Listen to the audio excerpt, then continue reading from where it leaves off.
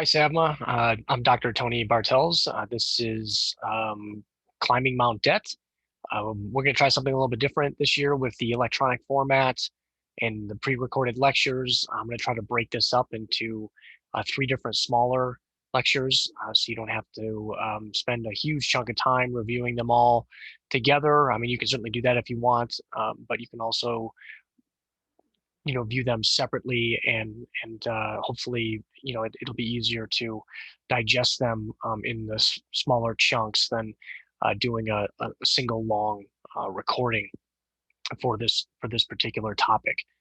But this will be the first of the three, so we'll talk about student loans in this first one. This will also set the stage for what we're going to cover across the three different modules. So really, you can't manage what you don't measure. And this first part is really going to be all about knowing what your student loans are and then ultimately projecting what your balance will be at graduation, because that can help you know which repayment strategy will work best for you. In subsequent sections, we're gonna focus more on the repayment options in detail. We're going to talk a little bit about finances throughout, so you have an idea of what veterinarians are earning as they graduate from veterinary school. In the second session, we're going to talk more about minimizing your in-school borrowing and some approaches that you can take. And then all of these things are going to have side effects associated with them. It doesn't really matter which repayment strategy you choose. Every one of them will have a side effect, right? So because it's money that you owe and there's various ways that you can choose to pay back that money, no matter which repayment path you choose, there will be side effects associated with it. So we'll talk about those throughout the sessions as well. And when we get towards the end, we'll think about some of those things that are outside of the student debt realm that you should be focusing on when we talk about financial wellness, right? And just building a comprehensive financial wellness plan, because you want to have a plan that's going to involve something other than just your student loans. We are going to treat these clinically, right? I'm going to share with you some tools that we've developed over the years that live on VIN and VIN Foundation to help you make sense of all this. So we're going to do a physical exam and some diagnostics in this early session. And then throughout the subsequent sessions, we're going to talk more about prescriptions and treatment plans based on what we find in that physical exam and diagnostic information. COVID-19, the big elephant in the room. That's right. Why we're recording these sessions, right? So they have had a direct impact to your student loans. So many of you, maybe you're aware, maybe you're not, but your interest rates are shut off, right? So they're at 0%.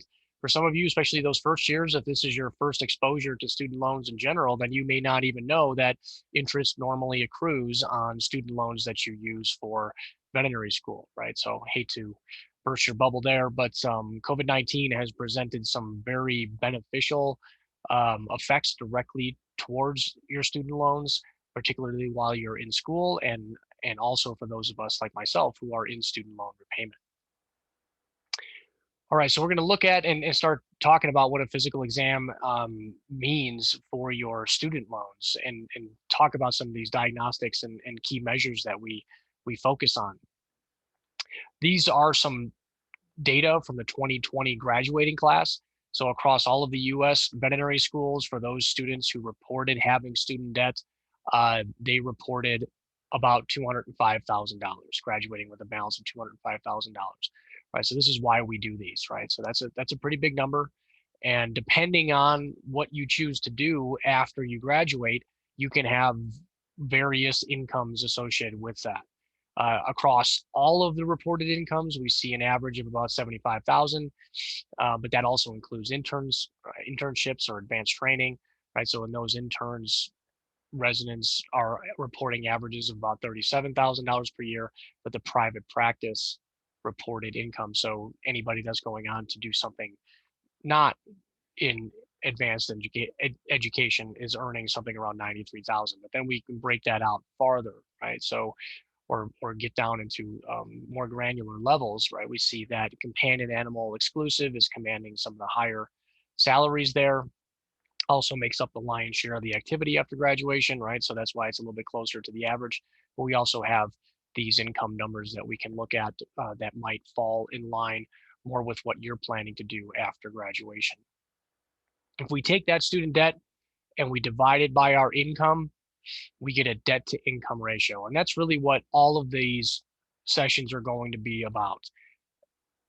Taking a really good guesstimate of what your student debt is going to be at graduation. So we have the D in the debt to income ratio number, and then also guessing what our income would be based on our best guess of what you think you're going to do after graduation. We're going to take that student debt and divide it by our income.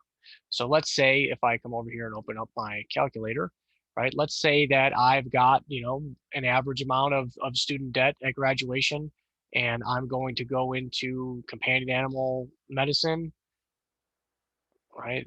I take my student debt, divide it by my income. My debt to income ratio is 2.11 in this case, right? And I'll talk about what we're going to do with that number, right? That debt to income ratio number really helps us with not only our borrowing strategy while we're in school, but more importantly, what repayment plan we should choose when we get to graduation and we're faced with choosing a repayment strategy. This is a little bit about why I'm so passionate about this. So when people come to me for assistance and I provide personalized consultations to a number of our veterinary colleagues with VIN and VIN Foundation. Again, I treat these like medical cases. I ask them for their student loan history and signament. So this is a little bit of mine. So I'm a married two-vet household with no kids yet. My wife graduated from Colorado State a few years before I did, and she went on to specialize in small animal internal medicine, and she practices here in Denver where we live. We learned a lot about what to do and what not to do with her loans going through that internship, fellowship, residency process. And then I went more the GP route. So I did a combined MBA DVM at Colorado State and practiced small animal medicine. But I had an in-state level of debt. My wife had an out-of-state level of debt. And combined, we have more than $400,000 of student loans that we manage using the income-driven repayment options that are available for federal student loans. If you do nothing after you graduate, they put your loans into a standard 10-year plan. That is the default repayment plan for federal student loans. So basically, they take your principal, what you borrowed, the interest rates on that amount that you borrowed, and they come up with a monthly payment that will extinguish that balance over a 10-year time frame, or 120 monthly payments. For us, that would have been $4,500 per month, right? So that was more than we were earning. So we clearly could not have taken that more aggressive approach, even if we wanted to. So stumble upon these income-driven repayment options. So we started off in one of the earlier versions of income-driven repayment called IBR, or income-based repayment. And as the name implies, the payment is a function of your income, right? So, instead of paying $4,500 a month, we could pay $1,400 per month. And since then, there was a newer income-driven repayment plan, revised pay-as-you-earn, that came online in 2015. So we switched from IBR to repay or revised pay-as-you-earn because it was a better plan for us. And that got our payment down to $930 per month. So you can see here, and some of you who are financially astute are going to realize right away that $930 per month is not going to cover the interest on a $400,000 student loan balance, right? So we immediately have a side effect, right, that we're going to have to, not only identify, but figure out a way to treat for the duration of repayment. One of the things that can happen when you use an income-driven repayment strategy is that you pay based on your income for a certain number of years, a specified number of years determined by the repayment plan that you choose. And if you still have a balance remaining when you reach that maximum repayment period, the remaining balance is forgiven, canceled, but it's treated as taxable income. So we'll have to pay a taxable amount on the forgiven or canceled balance when we reach that. So in addition to paying our minimum monthly payment, we also allocate a specific amount that helps us work towards our forgiveness target, the amount that we think is going to be taxed when we hit forgiveness in 16 years. And we're 65% of the way towards that target goal, and we still have a little bit more than halfway through repayment to get there. So essentially what this means is we're ahead of schedule. right? So you can do this in terms of, paying based on your income, as well as navigating or planning for the tax. And it tends to, in many cases, particularly for new graduate veterinarians, it tends to free up more cash flow in your budget. It makes more money available for you to use to do all of those other things that you were planning on doing after graduation, by paying based on your income and planning for any taxable event that you might reach if you indeed hit forgiveness.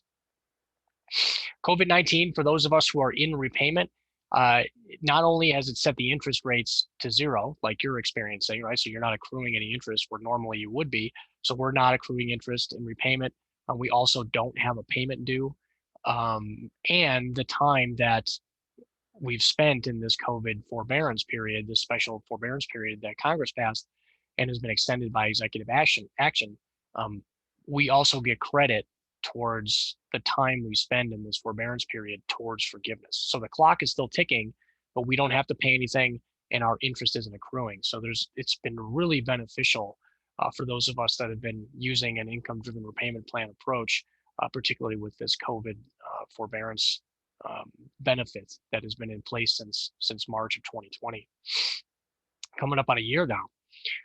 So first thing, one of the tools that we want to make sure you're aware of is the studentaid.gov website, right? So this is kind of the official repository where your information is going to live when it comes to your the details, the kind of the hairy details we need to look at when we analyze our student loans and try to understand which repayment options that we're eligible to use. So heading over to studentaid.gov and looking for your student aid data file, that's going to be one of our first exercises that we embark on here. I'm going to click on that and open up that window, bring that over here. All right.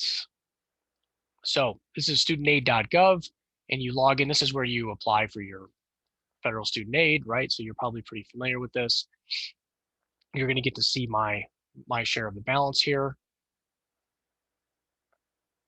So when I log in, I'm going to be on a dashboard. This is just kind of a dashboard page.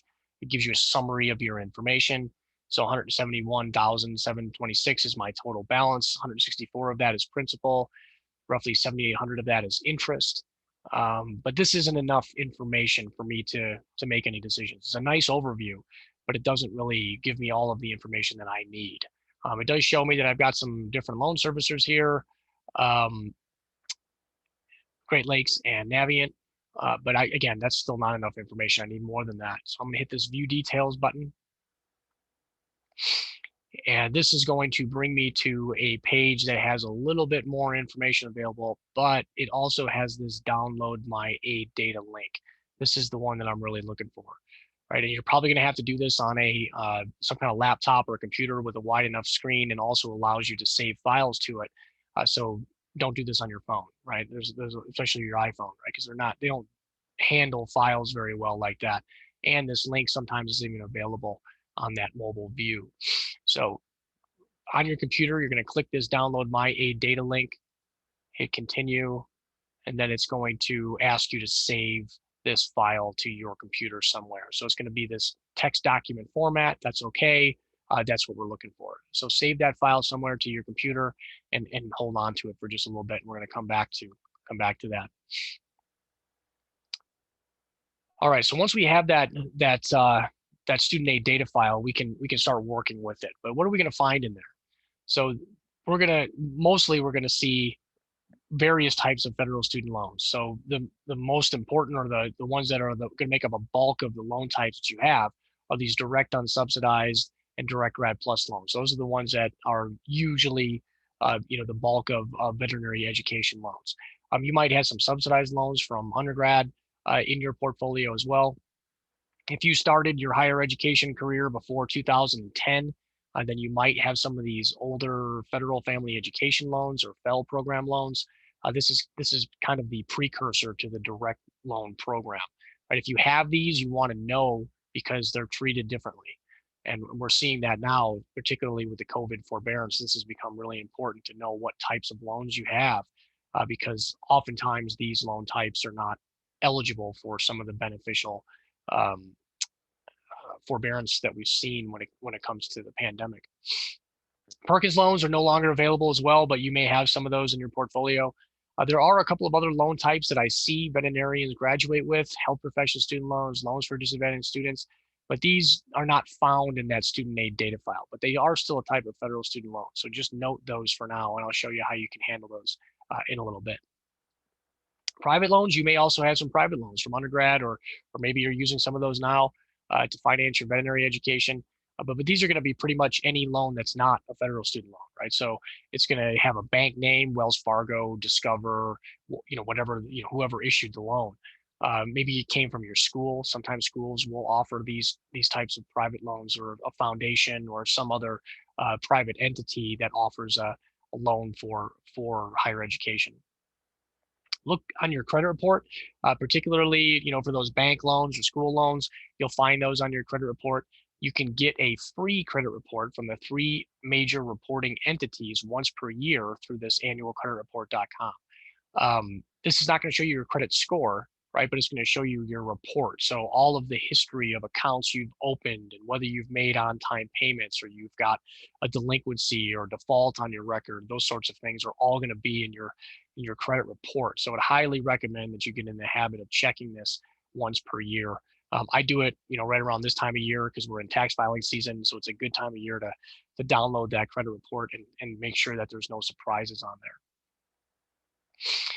So I showed you where that student aid file lives. These are the loan types that you're going to find in there. And then we're going to come back and use that file in just a second.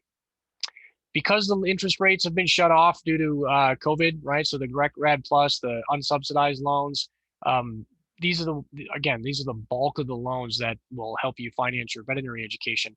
But the interest rates have actually been turned off, right, since March of 2020. And that's due to last through at least the end of September. But when they turn those interest rates back on, for those loans that you borrowed this year for the 2020-2021 academic year, they have interest rates of 4.3% for direct unsubsidized and 5.3% for the Direct Grad Plus loans.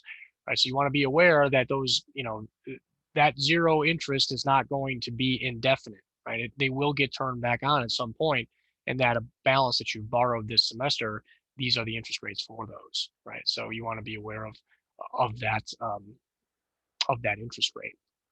We also want to talk a little bit about what the interest rates might be for next year.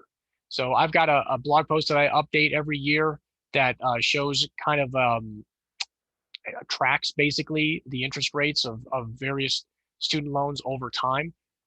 You can see here that this past year, the ones that you have for this academic year, again, were some of the lowest ever under this current structure for how we determine interest rates for student loans. Chances are the interest rates that the loans you're going to borrow next year are going to have slightly higher interest rates, right? And that's based on the 10-year U.S. Treasury index that sets those interest rates when you borrow those loans for your academic years. And essentially, whatever this number is at the end of May is going to set what your interest rates are for those loans for that academic year, and then for the duration of repayment. But you can see also that if we kind of extend this out, we can look at a little bit of a history of where the 10-year Treasury has been, and this last year has been some of the lowest ever. So I mean, if I go back to this will only show from the 80s, but this illustrates that we're in one of the lowest interest rates environments that we've ever been in.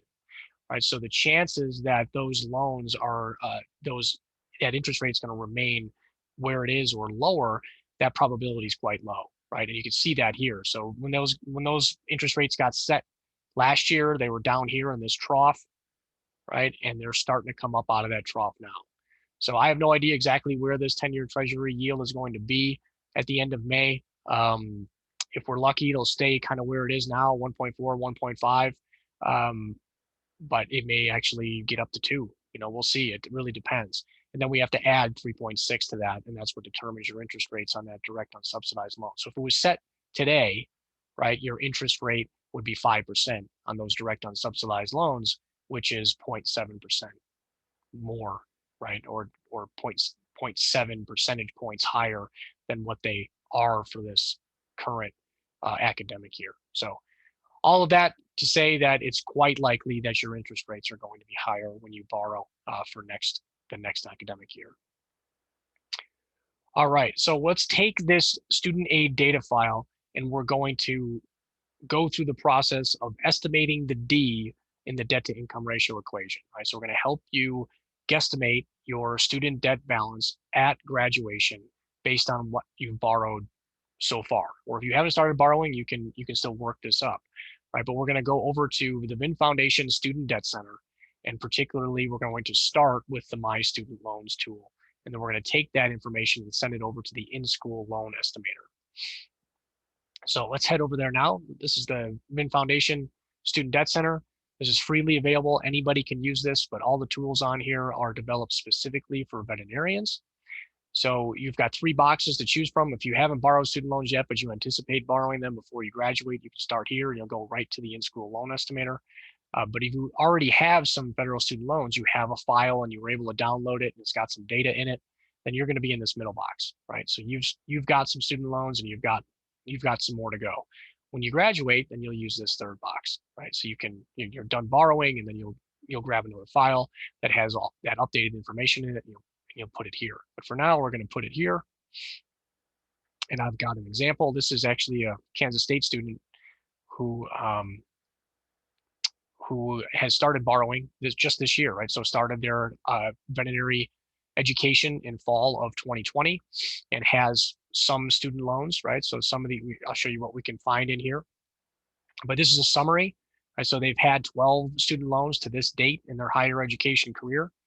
We can see that down here in the details, right? So I filter this. I can see that these are likely from an undergraduate education because they're lower amounts.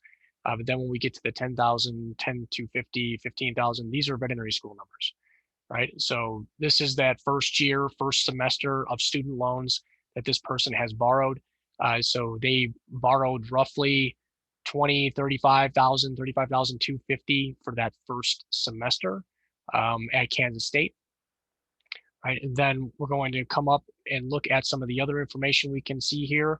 Unpaid interest is almost nothing, right? And that's because these interest rates have been 0 since March of 2020, right? So that's really beneficial for those of you that are in the active process of borrowing right now, because you're not getting charged any interest on any of these loans, right? That's a huge deal, particularly for those of you who are first and second year.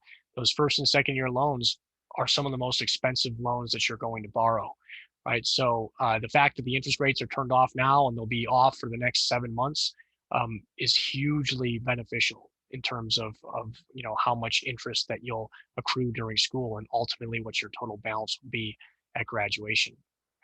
Some other information, if you want to know, who your loan servicer is, that information will be in here. One of the really beneficial points is this income-driven repayment eligibility tab. Right? So the loan types that you have and when you started borrowing determines the income-driven plans that you're able to use. So the only ones that really have these goofy qualification requirements, right? And they're based on the loan types you have and when you started borrowing. So once you start borrowing, right, and you're still kind of in the active process of borrowing, this is pretty much set in stone, right? There's not very few ways for you to change your eligibility here. So what you're eligible for now will be what you're eligible for when you graduate, presuming we don't add any more plans in the meantime, which who knows, we may see another plan come online, like I did when we saw Repay. So, but check this out, see which income-driven repayment plans you're able to use. We see here that this person is eligible for pay-as-you-earn, revised pay-as-you-earn, and the new version of IBR, which is very much like pay-as-you-earn. We'll talk about that in the third session. But this is the plan my wife and I are using, right? And the only reason that we're not using pay-as-you-earn is because we don't qualify for it, right? So here's the qualification requirements. You have to have been a new borrower as of October 1st, 2007. That's probably not difficult for most of you all that are in veterinary school now, unless you're a non-traditional student, right? So unless you have some pretty old higher education loans at this point, you're likely going to qualify for pay as you earn. And pay as you earn is generally the most beneficial income-driven repayment plan. Now, there's certain, um, that can change depending on the circumstances, but that's the reason why we use revised pay as you earn. So I have to be really careful here because a lot of people I see or tell me, or there's, immediately say, well, I'm just going to use the same plan he's using, right? But you probably have access to a better plan than I do, right? And that's why we're not using pay as you earn, is because we don't have access to it. So check that income-driven repayment eligibility by uploading your file in here, and look first to see if you're eligible for pay as you earn specifically. The next step is looking at this box, right? It looks like you're still in veterinary school. We know this person has started borrowing, but we have to project, right? This is where they are right now, or where they were as of December of 2020, a couple months ago. So, now we have to send this over to the in-school loan estimator and generate our estimate for graduation, right? But before we do that, let's come over here, take a peek at, this is some of the information we're going to need to know, right? So this is the cost of attendance for Kansas State University, right? And we're doing that because that's where SABMA, SABMA is being hosted by Kansas State this year electronically. But whatever school you go to, you're going to want to find this corresponding page, right? The cost of attendance estimate. This is the one for Kansas State. I can tell based on, just the numbers here, right? Because this particular person has borrowed a little more than $30,000 for that first semester. They're a non-resident, right? And the only, this cost of attendance estimate sets the maximum that you're allowed to borrow.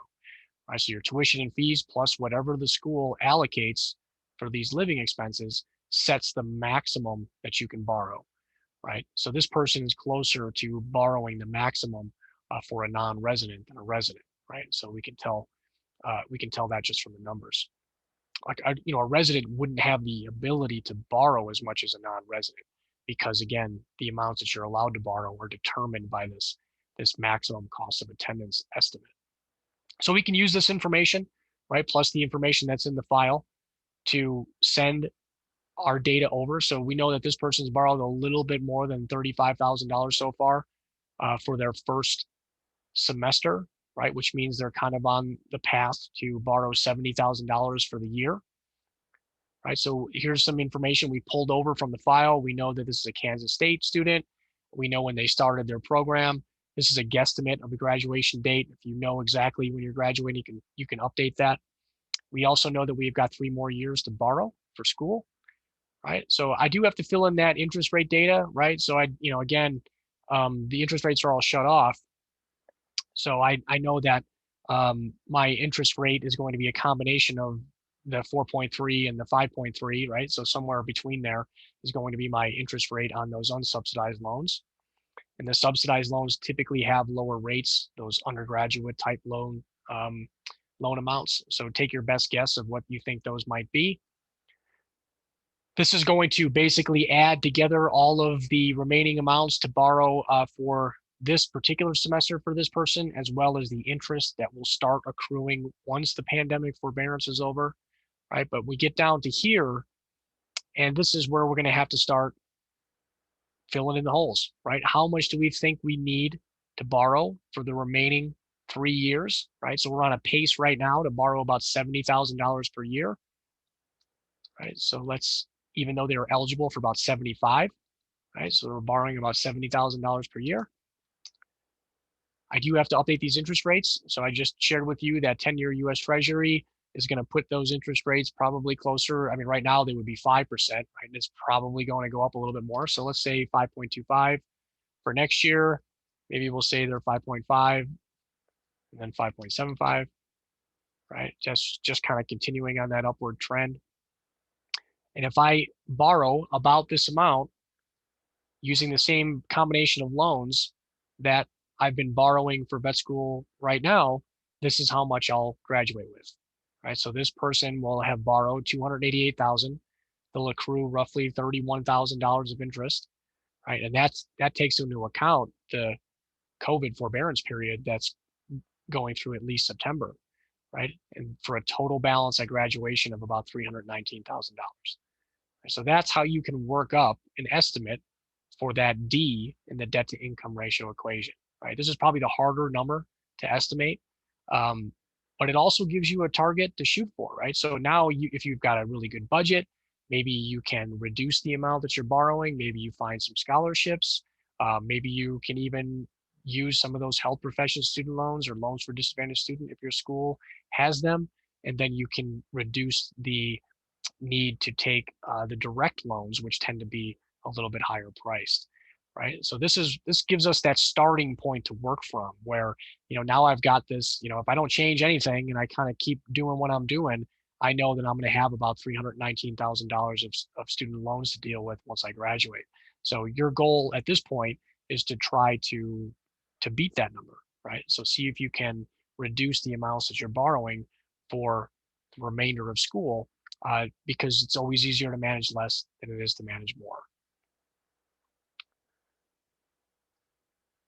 Okay, so we're just going to come back out, and that is the summary of the first session. I do want to make you aware that we're going to also be doing a live Q&A session. So, basically your homework is to review some or all of these sessions that we're covering. And then if you've got questions that you want to bring to the live Q&A, we're doing that Sunday of SABMA, March 14th at 1 p.m. Central Time. Where I'll be there, and there'll probably be some other members of the VIN and VIN Foundation team to help answer any questions that you have regarding student loans and repayment options. If you're really into this finance stuff or you want to learn more, we do have a partnership with drip.vet. So that's Dr. Rosa, who's the National BBMA advisor, but he's super passionate about this as well. And finance is not one of those things that veterinarians get exposed to a lot. But through this free drip.vet course, you can sign up and you'll get little bits of information that build on each other, introduce you to various financial concepts, and then over time it starts to stick, right? So these are skills and information that you're going to want to know once you graduate. That's just going to generally help you with financial wellness, right? So it goes way beyond just student loans and repayment options. So this can really help to introduce you to a lot of those financial concepts and start building that foundation that you'll continue to expand upon over time. All right, that's just one of my favorite hobbies, fly fishing. So if you know what that is, feel free to bring that answer with you to the live SABMA Q&A. But with that, we're going to pick this up in subsequent sessions to cover some more of these bullet points. If you do need additional help, more personalized assistance, we do have a student debt message board folder where you can post anonymously. You can actually get there. So when you upload your file into this system, if you're logged into VIN, right, so you can see here that I'm logged into VIN, I have a link here to the VIN student debt folder, right? And all students have access to VIN for free, right? So if you log into VIN, oops,